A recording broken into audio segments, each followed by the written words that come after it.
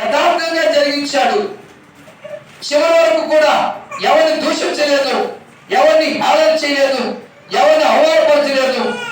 తండ్రిని అడుగుతున్నాడు ఏమనంటే, ఈ కుక్కల బలం నుండి నా ప్రాణమును తప్పించము, సింహపుల నోటి నుండి నన్ను రక్షించమని ప్రభు సన్నిధికి మొర పెట్టుకుంటున్నాడు. నా బలమా, త్వరపడి నాకు సహాయం చేయము, ఖడ్గము నుండి నా ప్రాణమును, కుక్కల బలము నుండి నా ప్రాణమును తప్పించమని దేవునికి మొర పెట్టుకుంటున్నాడు. మరి మనం ఎవరికి మొర పెడుతున్నాం?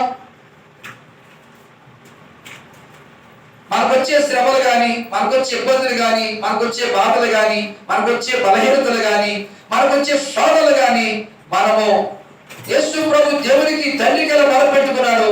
మనము యేసు ప్రభుకు మొరపెట్టుకునే వారు ఉండాలి. ఇక్కడి నుంచి ఆ పని చేయండి. ఎవరికో చెప్పుకుంటే మనకు విజయం దొరకదు. యేసై చెప్పుకుంటేనే మనకు విజయం కలుగుతుంది. కనుక చదువుకునే లేఖన భాగంలో ఆత్మదేవుడు చెప్తున్న మాట ఏమిటంటే, యేసు ప్రభు భూలోకానికి పాపుల కోసం ప్రాణం పెట్టడానికి వచ్చాడు. తండ్రి దగ్గర సెలవు తీసుకుని వచ్చాడు. తండ్రి అప్పగించిన పని సంపూర్ణంగా సమాప్తం చేశాడు. ఆయన సంపూర్ణంగా సమాప్తం చేశాడు. కనుకనే ప్రవక్తల ప్రవచనాల ప్రకారముగా 3వ దినమందు దేవుడు ఆ యేసు ప్రభును పరిశుద్ధాత్మ శక్తితో తిరిగి లేపాడు. దేవునికి స్తోత్రం, హల్లెలూయా. ఆయన పునరుద్ధానం తిరిగి లేచాడు, మరణాన్ని గెలిచి తిరిగి లేచాడు, సజీవుడే తిరిగి లేచాడు, ఆయన మృత్యుంజయుడే తిరిగి లేచాడు. అంతేకాదు కానీ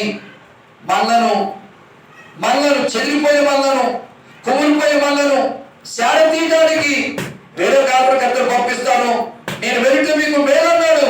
వెళ్ళాడు, వేరే కాపురకర్తలు భూలోకాన్ని పంపించాడు. ఆయనే పరిశుద్ధాత్ముడు. ఈ పరిశుద్ధాత్ముడు మనలను సంఘములో సర్వసత్యములకు నేర్పిస్తున్నాడు. కానీ పరిశుద్ధాత్మకు నువ్వు లోబట్లేదు. నీ తలంపులకు, నీ ఆలోచనలకు, నీ ఉద్దేశాలకు, నీ యొక్క మరి ప్రేరేపణలకు లోబడుతున్నావు. కానీ పరిశుద్ధాత్మకు లోబడితే నువ్వు ధన్యుడవు.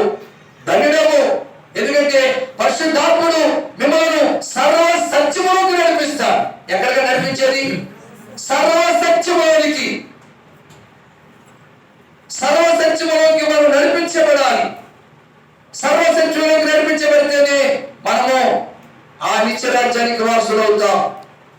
సగం చేసి సగం ఇచ్చేస్తే దేవుని రాజ్యానికి వెళ్ళలేము. కాబట్టి దేవుడు మనకి చేసిన మేలులను బట్టి, దేవుడు మనకి చేసిన ఉపకారాలను బట్టి ఎవరైనా సాక్ష్యం చెప్పేవారంటే సాక్ష్యానికి అవకాశం ఇవ్వబడుతుంది.